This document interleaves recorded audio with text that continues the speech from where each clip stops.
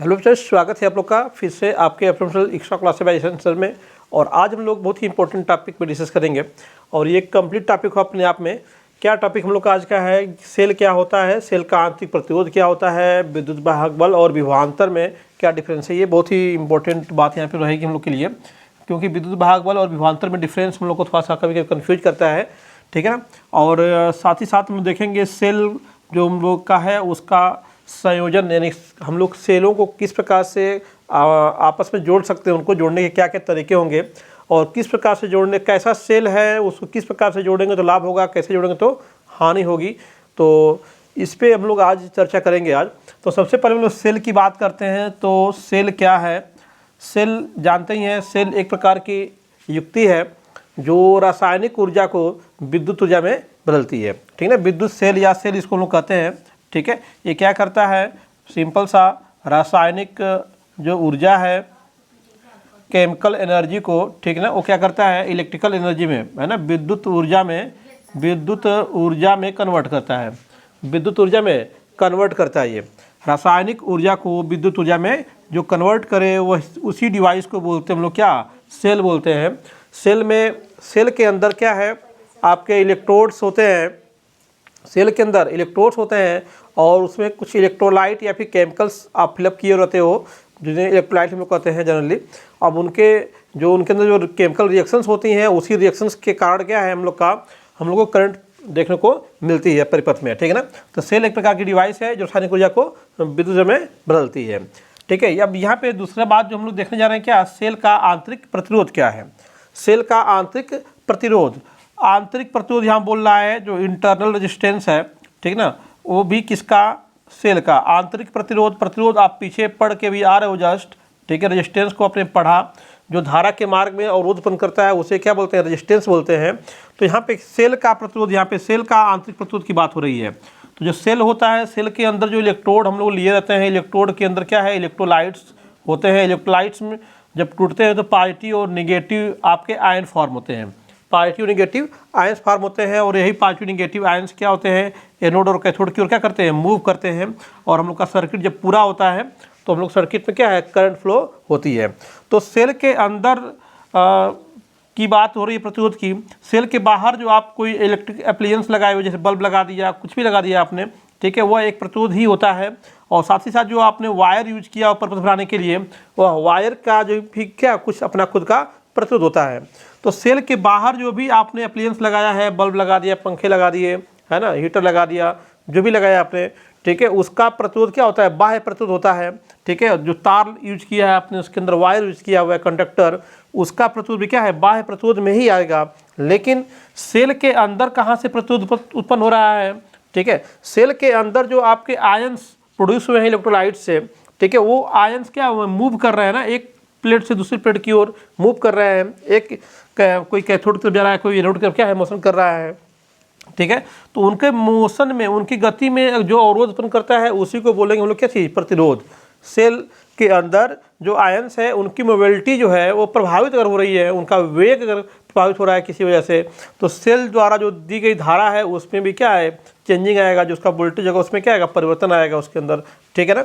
ओम के नियम के हिसाब से देखेंगे हम लोग तो, ठीक है ना। तो यहाँ पे जो आयनों की जो चालकता है, आयनों की जो मोबिलिटी है, ठीक है, उसको प्रभावित करने वाले जो कारक होते हैं उन्हीं को बोलते हैं कुल मिलाकर के आंतरिक प्रतिरोध। जैसे आपका आयंस बन गया, कोई निगेटिव आयन मूव कर रहा है, निगेटिव आयन की वजह से अगर हम लोग का यहाँ पे इलेक्ट्रिक फ्लो हो रही है, तो इलेक्ट्रिक यहाँ पे जो निगेटिव आयन है उसके साथ में क्या है? एक उसका सहयोगी पॉजिटिव आयन ही बना होगा। विलयन के अंदर कोई पॉजिटिव आयन होगा उसके अंदर अवश्य ही, क्योंकि जब कोई भी चीज़, कोई भी इलेक्ट्रोलाइट टूटेगा पॉजिटिव और निगेटिव में, तो अगर निगेटिव बनेगा तो क्या है? पॉजिटिव बनेगा।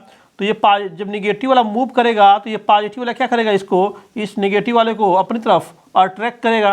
अट्रैक्ट करने के कारण क्या है? उसके मोबिलिटी में, उसके मोशन में क्या आएगी? चेंजिंग आएगी, ठीक है। उसका पर सेकेंड जो मोशन होगा, पर सेकेंड जो उसकी डिस्टेंस ट्रेवल करेगा, जो नंबर ऑफ उसके आयंस होंगे उनकी संख्या क्या होगी? चेंज होगी। और जो ये आकर्षण यहाँ पे काम कर रहा है, वही आकर्षण क्या है? प्रतिरोध का कार्य कर रहा है। उसी को बोलते हैं आंतरिक प्रतिरोध बोलते हैं। क्या बोलेंगे? आंतरिक प्रतिरोध, इंटरनल रेजिस्टेंस। बाह्य प्रतिरोध को आप कैपिटल आर से दिखाते हो, लेकिन आंतरिक प्रतिरोध को हम लोग क्या है स्मॉल आर से दिखाते हैं। वैसे जनरली जो आपका जो जनरल कैलकुलेशन होता है या परिपथ हम लोग देखते हैं तो उसमें सेल के आंतरिक प्रतिरोध को हम लोग नगण्य मान के चलते हैं, लेकिन एक्चुअल में सेल जब कई सेल लगाने जाएंगे हम लोग एक साथ, तो उनके आंतरिक प्रतिरोध को इग्नोर करना पॉसिबल नहीं है, क्योंकि अभी एक सेल की बात करेंगे तो उसके आंतरिक प्रतिरोध को हम लोग क्या है छोड़ सकते हैं, इग्नोर कर सकते हैं, लेकिन जब कई सेल लगाएंगे तो उनके छोटे छोटे जो आंतरिक प्रतिरोध है वो आपस में मिल करके क्या है एक बड़े प्रतिरोध के रूप में वो परिपथ के अंदर आ जाएंगे, ठीक है ना। तो इसलिए हम यहाँ पे जब सेल के संयोजन की बात करेंगे तो उसके आंतरिक प्रतिरोध को जानना बहुत ही जरूरी है ना। तो जो सेल का आंतरिक प्रतिरोध होता है वो किन किन बातों पर निर्भर करता है, ठीक है। सेल का जो आंतरिक प्रतिरोध है, जैसे सेल के अंदर जो आपका ये इलेक्ट्रोड डूबा हुआ है उसका कितना एरिया डूबा हुआ है उसके एरिया पर डिपेंड करेगा, ठीक है। आपका जो सोल्यूशन लिया है आपने इनके बीच में कितना सोल्यूशन है उसकी लेंथ पे डिपेंड करेगा, ठीक है। और जो सोल्यूशन लिया है उसकी कंसंट्रेशन पे, सांद्रता पे, है ना। तो आपका जो सेल का आंतरिक प्रतिरोध होता है वो इन तीन बातों पे डिपेंड करता है। आपका जो इलेक्ट्रोड डूबे हुए हैं, आपके सेल के अंदर इलेक्ट्रोड का कितना पार्ट डूबा हुआ है उसका एरिया ऑफ सेक्शन कितना है, उसका एरिया कितना है उस पर डिपेंड करेगा। और साथ ही साथ आपका जो सॉल्यूशन में कंसंट्रेशन किस प्रकार का है, कंसंट्रेशन पे भी डिपेंड करेगा, क्या कंसंट्रेशन है, ठीक ना। कंसंट्रेशन अधिक है कि कम है, कंसंट्रेशन अधिक कम पे आप समझ रहे हो। कंसंट्रेशन अगर अधिक होगा, कंसंट्रेशन अधिक होने पे क्या होगा, पॉजिटिव नेगेटिव जो चार्ज होंगे बिल्कुल पास हो जाएंगे जब कंसंट्रेशन अधिक होगा। तो उनके बीच में क्या है फोर्स ऑफ प्रोटेक्शन नहीं काम करेगा, उनकी मोबिलिटी क्या होगी कम हो जाएगी, ठीक है ना। तो इस वजह से आपका कंसंट्रेशन भी डिसाइड करता है कि सेल का आंतरिक प्रतिरोध अधिक होगा कि कम होगा, ठीक है ना। तो सेल का आंतरिक प्रतिरोध स्मॉल आर से दिखाएंगे, किन बातों पर निर्भर करता है, तो जो प्लेट डूबा हुआ है उसका एरिया पे, सोल्यूशन की जो लेंथ है लेंथ पे, और जो आपका सोल्यूशन कंसंट्रेशन है उस पर क्या ये निर्भर करता है, ठीक है ना। तो ये तो आंतरिक प्रतिरोध की बात हो गई आपकी। अब चलते हैं अगले टॉपिक पे। तो अगला टॉपिक क्या हम लोग का है, ठीक है। अगला टॉपिक हम लोग का हो गया क्या, विद्युत वाहक बल और विभवांतर। विद्युत वाहक बल देखो नाम से ही स्पष्ट है, वो इलेक्ट्रोमोटिव फोर्स। विद्युत वाहक बल किसे कहेंगे हम लोग, विद्युत वाहक बल इसी को आप EMF से भी कहते हो, इलेक्ट्रोमोटिव फोर्स। जो यानी कि जो इलेक्ट्रिक को बहाने वाला जो फोर्स होता है, जो चार्ज है उन चार्ज को बहाने के जो आवश्यक फोर्स होता है उसी को बोलते हैं हम लोग इलेक्ट्रोमोटिव फोर्स। लेकिन जो काम इलेक्ट्रोमोटिव फोर्स का है वही काम क्या है विभवांतर का भी है। तो विभवांतर यानी वोल्टेज, जो आपका वोल्टेज है और जो विद्युत वाहक बल है दोनों में डिफरेंस क्या है। तो देखिए जब सेल जो है कार्य कर, सेल को हम कहीं परिपथ में लगाते हैं, जैसे यहाँ पे सेल लगाया हुआ है मैंने यहाँ पे एक परिपथ के अंदर, इस परिपथ के अंदर कोई रेजिस्टेंस दिखाया नहीं गया है, ठीक ना। तो इस परिपथ के अंदर जो सेल का विभव होगा उसको बोलेंगे विद्युत वाहक बल। यहाँ पे आपका E इक्वल टू क्या होगा, V होगा, क्योंकि सेल के अंदर आपका कोई भी प्रतिरोध, किसी प्रकार का प्रतिरोध यहाँ पे नहीं दिखाया गया है। तो अर्थात हम इसको अगर परिभाषा के रूप में बोलेंगे हम लोग, तो किसी जो सेल होता है, सेल जो होता है, सेल का वह विभव जो सेल के परिपथ सही सेल के परिपथ में धारा को बहाने के लिए आवश्यक होता है उसको बोलते हैं हम लोग क्या, विद्युत वाहक बल बोलते हैं, विद्युत वाहक बल। या फिर इसको ऐसे कहते हैं हम लोग, अगर हम लोग का सर्किट ओपन है, सर्किट क्या है ओपन है, ओपन मतलब खुला हुआ, सर्किट ओपन मतलब क्या है खुला हुआ, चालू सर्किट नहीं है, उस समय जो इस बैटरी का, इस सेल का जो विभव होगा उसको बोलेंगे विद्युत वाहक बल, ठीक है।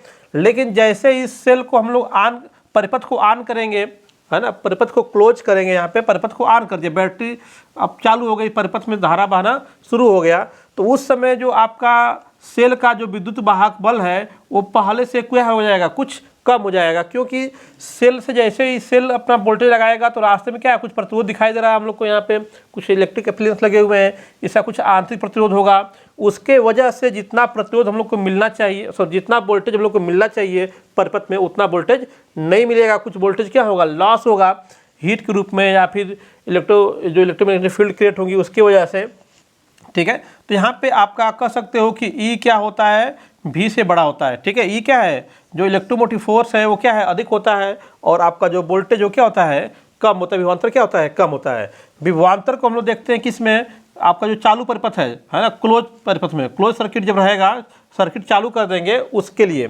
ये जो आपका है ओपन के लिए, ओपन सर्किट अगर है उसके लिए, उसमें जो आपका वोल्टेज दिखाई देगा हम लोग का ओपन सर्किट में, ओपन सर्किट में जो वोल्टेज होगा, ओपन सर्किट का जो वोल्टेज होगा आपका, है ना, उसको बोलेंगे हम लोग क्या, वोल्टेज जो होता है वो ईएमएफ के बराबर होता है, ईएमएफ के बराबर होता है। लेकिन जो क्लोज सर्किट होती है, क्लोज मतलब ये मत सोचिएगा कि उसको ऑफ कर दिया गया, क्लोज मतलब क्या है, इन दोनों तारों को जोड़ देंगे तो क्या हो गया, क्लोज हो गया, परिपथ क्या हो गया, क्लोज हो गया। ओपन मतलब क्या है, देखो यहाँ से खुला हुआ है परिपथ, ये ठीक है, ये परिपथ भी क्या है, खुला हुआ है। जब इसको जोड़ देंगे, यहाँ पे कुंजी चालू कर देंगे तो दोनों तार क्या होंगे, जुड़ जाएंगे।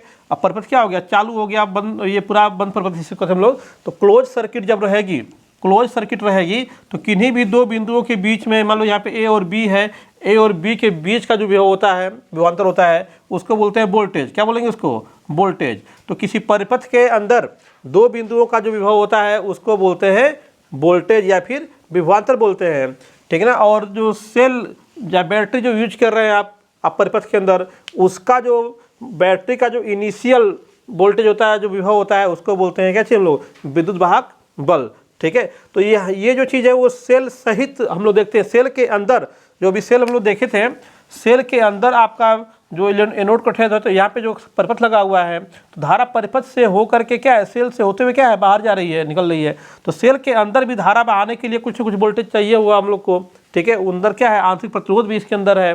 तो यहाँ पे जो वोल्टेज दिखाई देगा हम लोग को, उसको बोलेंगे क्या चीज हम लोग, विद्युत वाहक बल बोलेंगे। लेकिन परिपथ में कहीं देख रहे हैं बाहर दो बिंदुओं के बीच का जो विभव होगा उसको बोलेंगे विभवांतर, ठीक है। तो ये कुछ डिफरेंस है आपके विद्युत वाहक बल और विभवांतर के अंदर, ठीक है। आइए अब देखते हैं सेलों का संयोजन क्या है।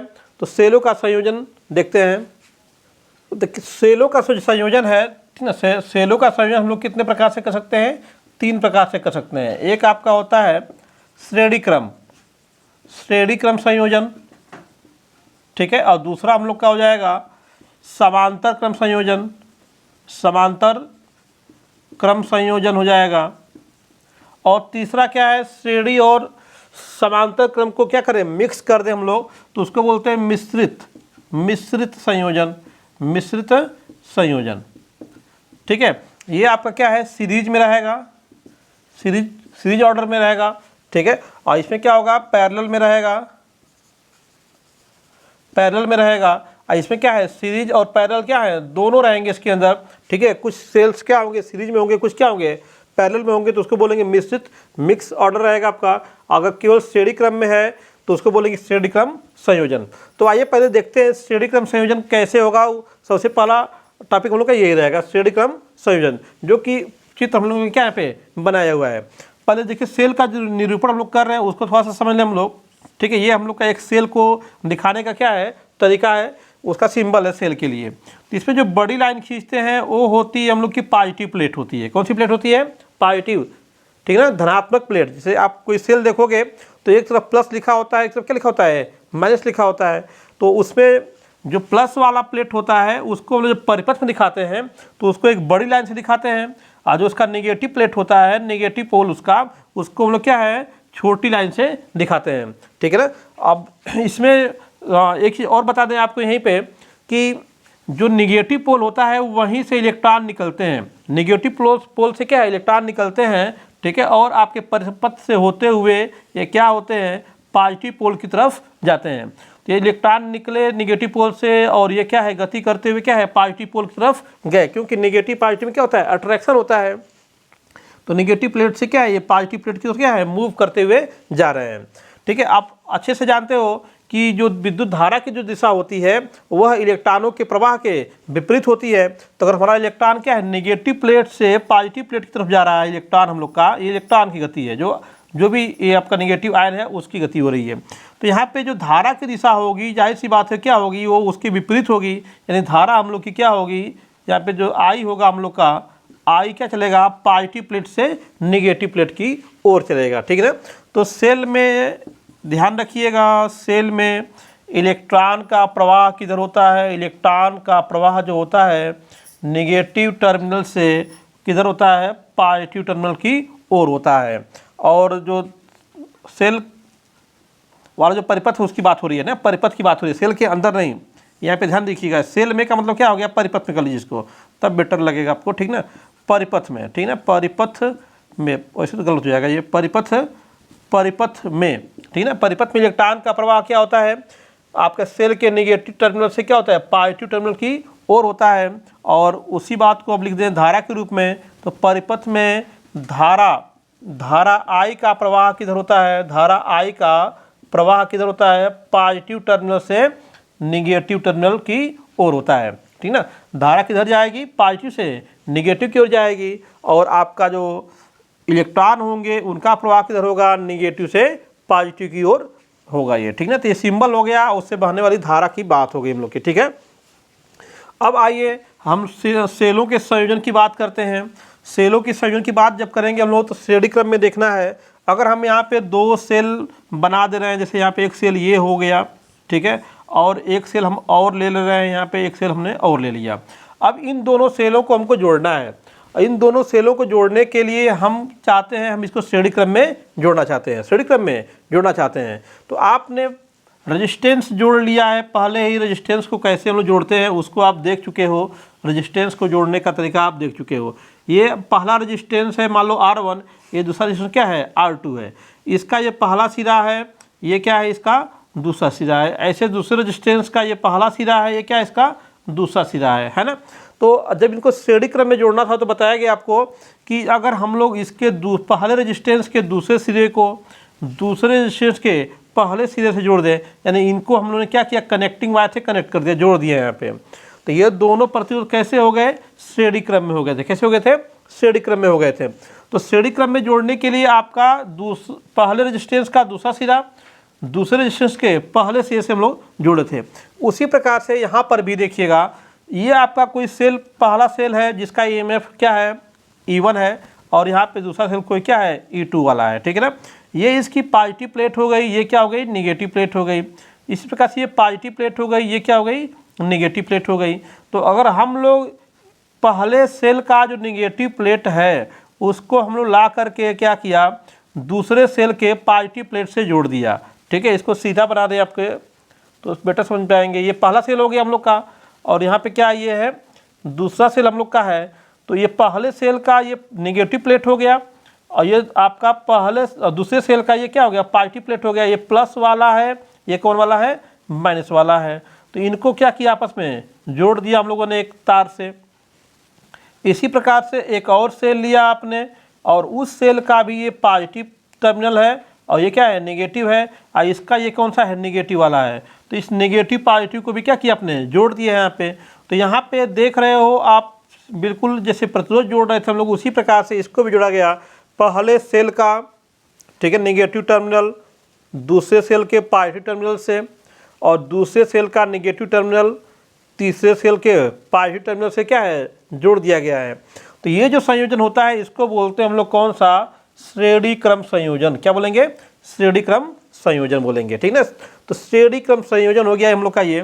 तो सेलों को देखिए यहाँ पे फिगर आपका ऑलरेडी यहाँ पे बना हुआ है, ठीक है। बस यहाँ पे मैंने थोड़ा सा बाहर उसको समझाया, ठीक है। अभी श्रेणी क्रम संयोजन की बात ही कर रहे हो, और ये आपका फिगर बिल्कुल सभी बातों को बयां कर रहा है। यहाँ पे देख लो, यहाँ पे इलेक्ट्रॉन को दिखाया गया है, इलेक्ट्रॉन के मोशन को दिखाया गया है, नेगेटिव प्लेट से जा रहा है ये, ठीक है ना, और ये पॉजिटिव की तरफ जा रहा है। और यहाँ पे देखो करंट को दिखाया गया है, करंट क्या है, पॉजिटिव प्लेट से क्या है, ऐसे घूम करके नेगेटिव पे जा रही है, ठीक ना। इसमें कई आप देख रहे हो नेगेटिव पॉजिटिव टर्मिनल आपको दिखाई दे रहे हैं। बट ये अगर इन सेलों को एक बॉक्स के अंदर हम बंद कर दें, ठीक है, तो हमें यहाँ पे रिजल्टेंट क्या दिखाई देगा, हमको यहाँ पे एक पॉजिटिव प्लेट दिखाई देगी यहाँ पे, और यहाँ पे क्या दिखाई देगी, हम लोग को एक नेगेटिव प्लेट दिखाई देगी।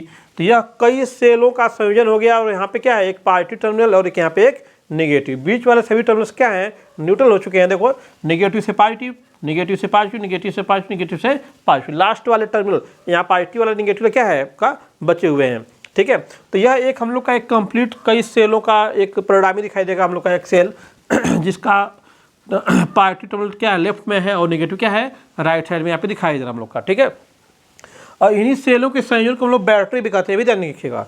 जैसे हम लोग सेल और बैटरी में डिफरेंस की बात करें, सेल क्या होता है और बैटरी क्या होती है, तो अगर कोई अकेले कोई युक्ति है जो क्या है, रासायनिक ऊर्जा कोई विद्युत में बदल रही है, तो उसको हम लोग सेल कहेंगे। लेकिन जब कई सेलों को हम आपस में जोड़ दें, किसी भी क्रम में, चाहे श्रेणी क्रम में जोड़ो, चाहे समांतर क्रम में जोड़ो, किसी क्रम में जोड़ो, ठीक है, तो वो जब कई सेलों का संयोजन हो जाता है तो उसको बोलते हैं बैटरी बोलते हैं। क्या बोलते हैं? बैटरी बोलेंगे उसको, ठीक है। तो यहाँ पे कई सेलों को जोड़ दिया गया है और यहाँ पे देखो इनके प्रतिरोध, आंतरिक प्रतिरोधों को भी दिखाया गया है R1 R2, यानी कि ये यहाँ ये पूरा एक सेल है, ऐसे ये दूसरा सेल हो गया हम लोग का, और ऐसे क्या ये तीसरा सेल हो गया, ऐसे क्या है चौथा, ऐसे क्या है n सेल हो सकते हैं इसके अंदर, ठीक है। तो इन सभी सेलों के आंतरिक प्रतिरोध भी यहाँ पे दिखाई दे रहे हैं। गणना को सरल करने के लिए अगर हम मान लें कि R1 बराबर क्या है, R2 बराबर क्या है, R3 बराबर ऐसे डॉट डॉट क्या है RNM इक्वल टू R मान लिया, मैंने सभी आंतरिक प्रतिरोध क्या है बराबर है, ठीक है। और सभी सेलों के जो EMF हमने अलग अलग लिखा हुआ है इसको भी मान लेते हैं कि E1 बराबर क्या है, E2 बराबर क्या है, डॉट डॉट EN बराबर E मान लेते हैं। यानी कि यदि हम लोग कहें यहाँ पे कि यदि सभी सेलों के विद्युत वाहक बल क्या है, E है, समान है ना, समान है, एक जैसे हैं, ठीक है, बराबर है सबके E, इसका भी E है, इसका भी E, सभी क्या है E हो गए, ठीक ना। अभी क्या हो गए, अब ये E1 E2 E3 EN नहीं है, सब क्या हो गए E हो गए, N टाइम्स हो गए, ठीक है। और प्रतिरोध भी क्या हो गए, समान है, तथा आंतरिक प्रतिरोध भी समान परिमाण के हैं, उनके परिमाण क्या हैं, समान परिमाण के हैं, अर्थात उनको मान लिया गया R, क्या मान लिया गया, R मान लिया गया, ठीक है। तो इसमें सबसे पहले हम लोग ये निकाल दें कि परिणामी विद्युत वाहक बल जो होगा, परिणामी विद्युत वाहक बल कितना हो जाएगा। अगर हम लोग जोड़ें इसको E प्लस डॉट डॉट कितना बार, N बार जोड़ देंगे तो कितना आ जाएगा बताइए, ठीक है। जोड़ दिया कितना बार, N बार। तो किसी एक ही चीज़ को जब N बार जोड़ते हैं तो क्या उसमें N से गुणा कर देते हैं, या जितनी बार जोड़ते हैं उतने उसी संख्या से गुणा कर देते हैं, तो N इंटू E हो गया, क्या हो गया, N इंटू E। तो परिणामी विद्युत वाहक बल क्या हो गया, N इंटू E हो गया। जितने सेल जोड़ेंगे, 2 सेल जोड़ेंगे तो 2E हो जाएगा, अगर 3 सेल जोड़ें तो क्या होगा, 3 हो जाएगा, 10 सेल जोड़ेंगे तो क्या होगा, 10E हो जाएगा। तो N सेल जोड़ रहे हैं तो क्या होगा, NE हो जाएगा। अब जो है आंतरिक प्रतिरोध की बात कर लीजिए। आंतरिक प्रतिरोध इसको भी कहते हैं परिणामी आंतरिक प्रतिरोध। तो जब सेल श्रेणी क्रम में है तो हम लोग के प्रतिरोध भी क्या हो, जैसे R1 का ये दूसरा सिरा क्या है, R2 के पहले से जुड़ा हुआ है ना। तो प्रतिरोध कैसे है, श्रेणी क्रम में है, तो परिणामी आंतरिक प्रतिरोध क्या हो जाएगा आपका, R प्लस डॉट डॉट कितना बार, N बार, तो कितना आ जाएगा आपका N इंटू R, ठीक है, N इंटू R, ठीक है। ये परिणामी आंतरिक प्रतिरोध हो गया।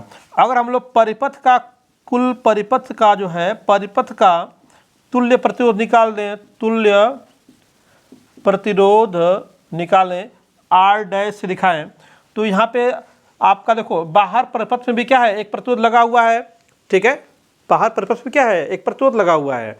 तो इस प्रतिरोध की बात हम करें अगर, तो यह आंतरिक प्रतिरोध के साथ क्या है, श्रेणी क्रम में ये भी है। तो हम कह सकते हैं तुल्य प्रतिरोध क्या हो जाएगा, NR प्लस R हो जाएगा, ठीक ना। तो तुल्य प्रतिरोध कितना हो गया, NR प्लस R हो गया हम लोग का, ठीक है। अब इसमें अगर हम धारा की बात करें, विद्युत धारा कितनी बहेगी इसके अंदर, तो धारा जानते ही हो आप क्या होता है, धारा बराबर क्या होता है, ओम का नियम पढ़ा है आपने अच्छे से, V इक्वल टू IR होता है। यहाँ से अगर I की बात करेंगे तो V अपान R हो जाएगा, ठीक है। तो अब हम लोग यहाँ पे क्या है, बैटरी का EMF ले रहे हैं, ठीक है। तो इस V की जगह पे क्या रखेंगे, E रखेंगे, और यहाँ पे क्या होगा, प्रतिरोध R होगा। लेकिन हम लोग का यहाँ परिणामी E कितना आ रहा है, NE आ रहा है, NE परिणामी विद्युत वाहक बल क्या है, N इंटू E है, ठीक है। आप R का वैल्यू कितना, प्रतिरोध कितना आ रहा है, R डैश कितना आ रहा है, NR प्लस R आ रहा है, ठीक ना। तो I इक्वल टू हो गया NE अपान NR प्लस कैपिटल R। तो ये आपकी उस श्रेणी क्रम से जुड़े हुए जो सेल हैं उसके द्वारा परिपथ में बहने वाली धारा का मान हो गया। अब देखो यहाँ पे धारा की जो वैल्यू है, ठीक है, किस प्रकार से चेंज होने वाली है, देखिए यहाँ पे किस पे डिपेंड कर रही है। यहाँ पे तो सिंपल दिखाई दे रहा है कि सेल क्या है, N गुना हो गया, सेल जो एक साथ लगा दिए गए तो उनके विद्युत वाहक बल क्या हो गए, n गुना हो चुके हैं। लेकिन उसमें क्या है, डिवाइड हो रहा है किसका, n r का और r का। ठीक है, तो यहाँ पे दो कंडीशन आ सकती है। पहली कंडीशन हम लोग अगर ये कहें कि जो हम लोग का n r है, ठीक है ना, n r है वो लेस देन r, यानी कि सेल का आंतरिक प्रतिरोध, ठीक है, बाह्य प्रतिरोध से बहुत कम है, बाह्य प्रतिरोध से बहुत कम है, बहुत छोटा है।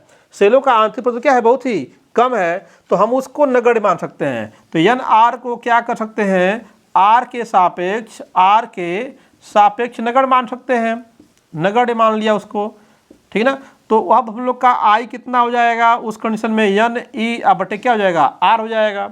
ठीक है, अगर हम इसको ऐसे लिखें N into E upon R, यह क्या चीज़ है, ई अपान आर यहाँ पे क्या है, एक सेल का विभव और उसका प्रतिरोध कर सकते हैं आप, परिणामी प्रतिरोध, ठीक है ना।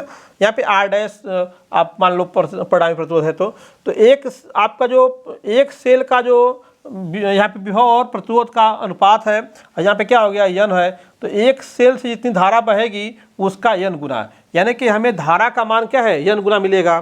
ठीक है, या कह सकते हो कि जो आपका विद्युत वाहक बल है वो क्या हो जाएगा, एन गुना हो जाएगा, यानी कि धारा हमें जो मिलेगी इस स्थिति में धारा एन गुना मिलेगी, क्या मिलेगी, एन गुना मिलेगी, ठीक है ना, एन गुना मिलेगी हम लोग को। ठीक है, यानी धारा हम लोग को अधिक मिलेगी, यानी हमें धारा अधिक लेना है अगर, तो सेलों को श्रेणी क्रम में जोड़ना तो चाहिए, लेकिन सेलों का आंतरिक प्रतिरोध क्या है, बहुत कम होना चाहिए।